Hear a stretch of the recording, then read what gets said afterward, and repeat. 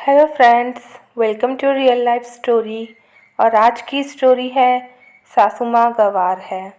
बहुत अच्छी स्टोरी है, पूरी सुनिएगा और अपने सजेशंस कमेंट सेक्शन में ज़रूर दीजिएगा।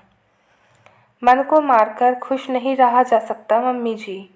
आप कब तक यूँ पापा की जातियों को बर्दाश्त करती रहोगी? साक्षी ने अपनी सास उमा जी के आंसुओं को पोंछते हुए कहा। अरे नहीं बहू, कोई बात नहीं, वो तो आँख में कुछ चला गया था तो आंसू आ गए। मैं ठीक हूँ। उमा जी मुस्कुराते हुए साक्षी के गाल थपथपाते हुए बोली। मम्मी जी, मुझे आलोक ने सब कुछ बता दिया है। फिर मैंने खुद देखा है, पापा आपको हर समय, हर वक्त, हर बात पर नीचा दिखाने की कोशिश करते हैं और सबके सामने आपको कुछ भी बोल देते हैं। आपने अपने बेटे को कसम देकर इस बात से दूर रहने को कहा कि ये आप दोनों पति पत्नी के बीच की बात है। लेकिन अगर ये सच में एक पति पत्नी के बीच की बात है तो सबके सामने तमाशा क्यों करते हैं पापा जी? तब साक्षी की सास ने कहा, बहू, हमारे समाज में हाउसवाइफ की कोई इज्जत ही नहीं है। घर में रहने वाली औरत की इज्जत काम वाली बाई से भी गई गुजरी हो गई है, क्योंकि बाई भी काम वाली है, पैसे कमाती है। तेरे पापा जी को चाहिए थी एक मॉडर्न सोसाइटी की अंग्रेजी बोलने वाली, और उन्हें मैं गँवार मिल गई। फिर भी मैंने अपने ससुराल में सबका दिल जीत लिया, लेकिन तेरे पापा जी को नहीं जीत पाई, और अब तो मेरी ये अपमान सहने की आदत हो गई है। नहीं मम्मी जी, आप गलत सोच रही हैं। खुश रहने का हक सबको होता है और ये हक आपसे कोई नहीं सीख सकता।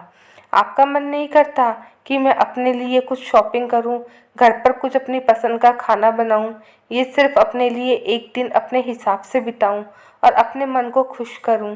मम्मी जी, मैंने तो हमेशा पापा जी के इशारों पर आपको नाचते हुए देखा है। तब फीकी हंसी हंसते हुए उमा जी बोली, बहू, अपने मन को खुश रखने का अधिकार मैंने उसी दिन खो दिया था जिस दिन शायद मैं पैदा हुई। मेरे माता पिता ने भी मुझे बोझ समझकर ही पाला, और जैसे ही शादी लायक हुई, बिना मेरी इच्छा जाने मेरी शादी कर दी। मैं शादी से पहले संगीत सीखना चाहती थी, लेकिन शादी के बाद तेरे पापा जी ने जैसा चाहा वैसी बनने की कोशिश में मैं खुद को भूल ही गई। आलोक हुआ सोचती थी बेटे को सीने से लगाकर सब दर्द मिटा लूँगी, और लेकिन एक दिन बेटी की चाह बताई तो जानती हो, उन्होंने मेरी कोख पर ही लात मार दी और उसे एक्सीडेंट का नाम देकर मेरी कोख को हमेशा के लिए खामोश कर दिया। और ये बातें कहकर उमा जी रोने लगी। तब साक्षी ने उन्हें संभाला और कहा, माँ जी, मैं हूँ ना आपकी बहू, और आज से मैं आपकी बहू नहीं, आपकी बेटी हूँ। और ये बेटी आपसे वादा करती है कि अब आप अपने मन की करोगी। भूल जाइए मम्मी जी पहले की बातों को, और आज से और अभी से आप सिर्फ और सिर्फ अपने लिए जिएंगी और अपने मन को मार कर नहीं, अपने मन की करके खुश रहेंगी।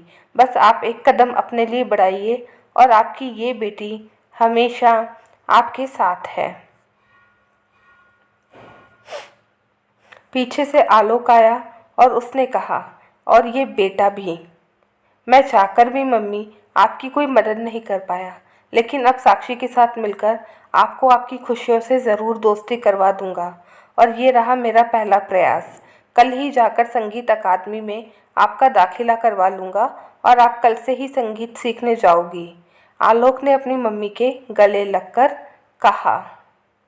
तभी उमा जी ने कहा, लेकिन बेटा, तुम्हारे पापा गुस्सा करेंगे। नहीं नहीं, मुझसे नहीं होगा। अब इस उम्र में? उमा जी घबरा गई। होगा मम्मी, यही सही उम्र है अपने मन का करने की। अब आप गृहस्थी से निकलकर अपने आप को समय दीजिए। बहुत हो गया मन को मारकर औरों और गैरों के लिए जीना। अब खुद के लिए जीने का मौसम आ गया है। आलोक और साक्षी की बातें सुनकर उमा जी की आंखों में अपने लिए कुछ करने की एक नई आशा की लो आज जल उठी थी।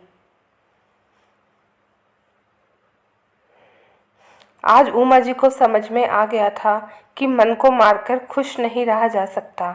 खुश रहना है तो खुद को खुश रहने की कोशिश करनी होगी, और साथ में अगर साक्षी जैसी बहू और आलोक जैसा बेटा मिलकर साथ दें तो घर की हर सास को भी सम्मान और आदर के साथ ज़िंदगी जीने का मकसद मिल जाता है और बुज़ुर्गों की ज़िंदगी आसान हो जाती है। दोस्तों, आपकी इस बारे में क्या राय है? कमेंट सेक्शन में ज़रूर बताइएगा, और वीडियो अच्छा लगे तो ज़रूर